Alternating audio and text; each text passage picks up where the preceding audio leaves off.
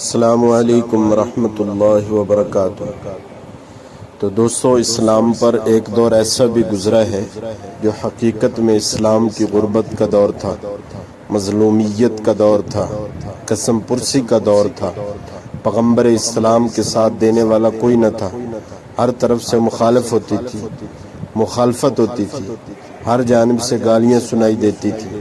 عرب کا ذرہ ذرہ دشمنی پر تلا ہوا تھا، تمام سرداروں نے گٹھ جوڑ کر لیا تھا، ایمان کی روشنی پھیلنے کا ہر دروازہ بند کر دیا گیا تھا۔ لیکن اس کھٹن اور مشکل دور میں بھی چند خوش نصیب ایسے تھے جنہوں نے سرداروں کو ٹکراتے ہوئے، طوفانوں سے ٹکراتے ہوئے، اللہ اکبر کے نعرے لگاتے ہوئے ایمان کے نور سے اپنے سینوں کو روشن کر لیا۔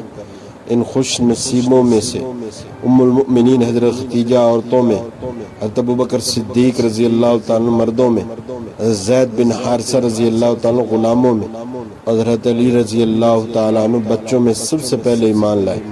حضرت علی رضی اللہ تعالیٰ کی عمر اس وقت صرف 10 سال تھی۔ 10 سال کی عمر ہی کیا ہوتی ہے، کھیل کود کا زمانہ ہوتا ہے، لاؤبالی پن کا وقت ہوتا ہے، کھانے پینے اور سونے کا دور ہوتا ہے، مگر زندگی کے اس دور میں حضرت علی رضی اللہ تعالیٰ نے انقلاب کا راستہ اختیار کیا، زمانے کی مخالفت کو مول لیا، سرداروں کو ناراض کیا، اپنوں کو بیگانہ بنا لیا۔ لوگ کہتے ہیں کہ اس بچے کو دیکھو، محمد صلی اللہ علیہ وسلم نے اس کو اپنا دیوانہ بنا لیا ہے۔ نبوت کے 4تھے سال جب حضور صلی اللہ علیہ وسلم کو حکم ہوا وَأَنذِرْ عَشِيرَتَكَ الْأَقْرَبِينَ، تو آپ صلی اللہ علیہ وسلم نے پہلے تو کوہ صفا پر چڑھ کر دعوت دی۔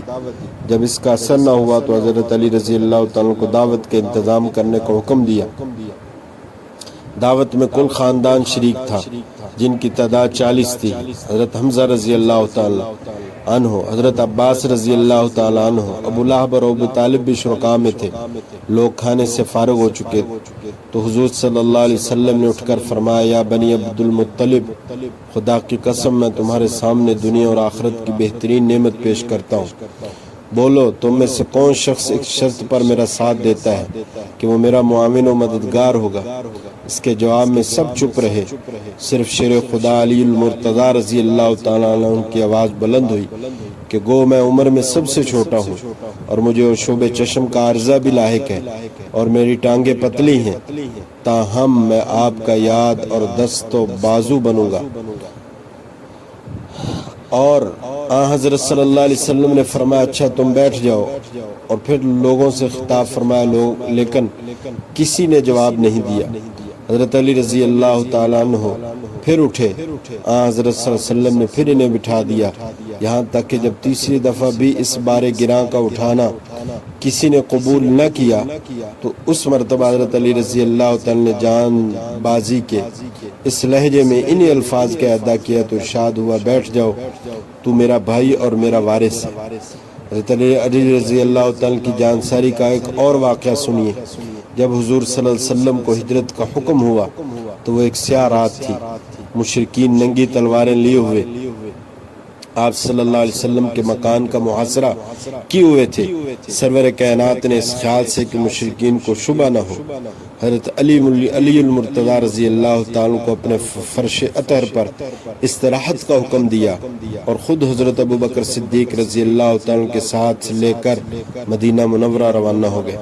حضرت علی رضی اللہ تعالیٰ کو بہت سے علوم میں مہارت حاصل تھی، انہیں قرآن پاک سے اجتہاد اور استنباط کرنے میں ید طولہ حاصل تھا، ناسخ اور منسوخ کے علم میں کمال رکھتے تھے، تفسیر و تعویل میں آپ کا کوئی جواب نہ تھا، حضور کی ادائیں، دعائیں اور انداز ان کو یاد تھے، فقہ میں وہ کامل دستگار رکھتے تھے، مسائل میں ان کی نگاہ بہت وسیع تھی۔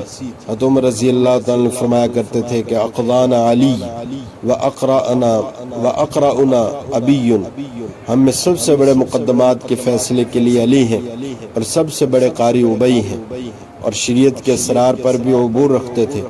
تقریر و خطابت میں ان کا خدا داد ملکہ حاصل تھا، ان کی تقریریں مدلل اور مؤثر تھیں۔ علم میں نحو کی بنیاد حضرت علی رضی اللہ تعالیٰ نے رکھی۔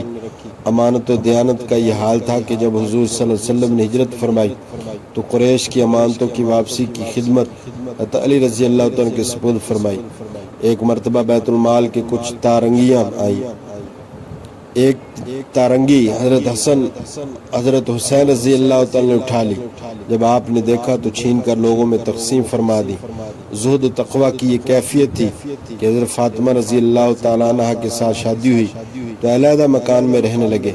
اس نئی زندگی کے ساز و سامان کا اندازہ اس سے ہو سکتا ہے کہ سیدہ جنت جو ساز و سامان اپنے ساتھ میکے سے لائی تھی، ان میں کسی ایک چیز کا بھی اضافہ نہ ہو سکا، اور ایام خلافت میں بھی موٹا لباس اور روکھا پھیکا کھانا ان کے لیے دنیا کی سب سے بڑی نعمت تھی۔ دوستو، عبادت کا یہ عالم تھا کہ حضرت زبیر بن سعید رضی اللہ تعالیٰ قریشی، حضرت زبیر بن سعید قریشی رضی اللہ تعالیٰ کہتے ہیں کہ میں نے کسی ہاشمی کو نہیں دیکھا جو ان سے زیادہ عبادت گزار ہو، اور سخاوت میں آپ دریا تھے، کبھی کوئی سائل آپ کے در سے ناکام واپس نہیں ہوا۔ تواضع اور سادگی آپ کی دستار فضیلت کا خوشنما ترہ تھی۔ شجاعت اور بصالت حضرت علی رضی اللہ تعالیٰ کا مخصوص وصف تھا۔ بڑے بڑے پہلوانوں کا کام ہی ایک وار میں تمام کر دیا کرتے تھے۔ اس نے سلوک آپ کا بے مثل تھا۔ ایک دفعہ لڑائی میں جب ان کا حریف گر کر برہنہ ہو گیا تو اس کو چھوڑ کر الگ ہو گئے کہ اس کو شرمندگی نہ اٹھانا پڑی۔ اللہ تعالیٰ سے دعا ہے کہ وہ ہمیں حضرت علی رضی اللہ تعالیٰ کے ان مبارک نقوش قدم پر چلنے کی توفیق عطا فرمائے۔